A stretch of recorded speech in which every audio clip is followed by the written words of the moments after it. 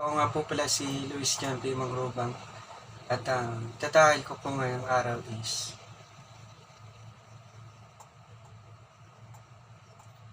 ang tatakil ko po ngayong umaga is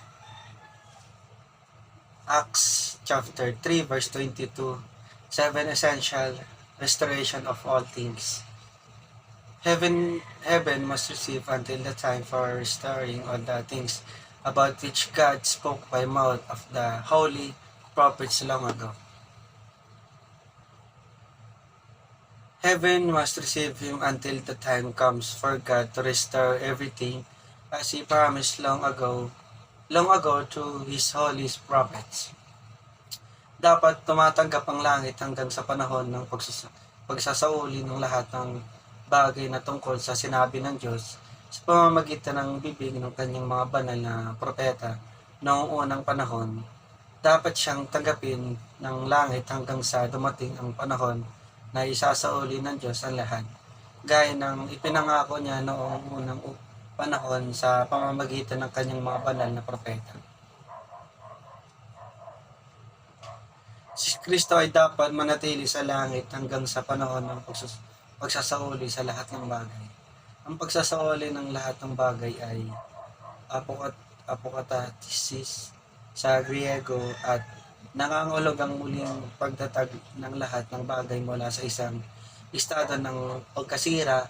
Ng lahat ng mga propeta ay nagsasalita tungkol sa panahon na ito ng milenyo mula sa mga magsisimula ng mga mundong ito.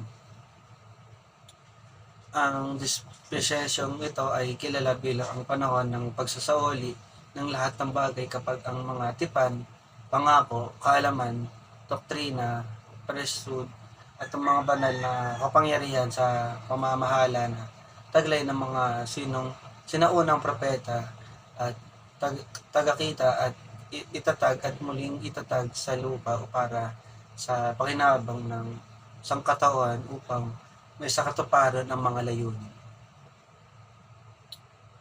Sa templo, pinanggalingan ni Pedro at Juan ang isang lalaking pilay mula nung pinanganak. Nagpatotoo si Pedro sa lalaking ipinanggaling sa pamamagitan ng pananampalataya sa pangalan ni Jesucristo. Pinangaral niya na si Kristo ang babalik na mga panahon na pagsasauli sa lahat ng bagay. That stands for adoration, confession, thanksgiving, and application for or supply need, adoration, praising God for who He is who is He and what He was done.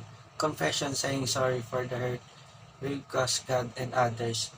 Thanksgiving, thank you God for all has done for us.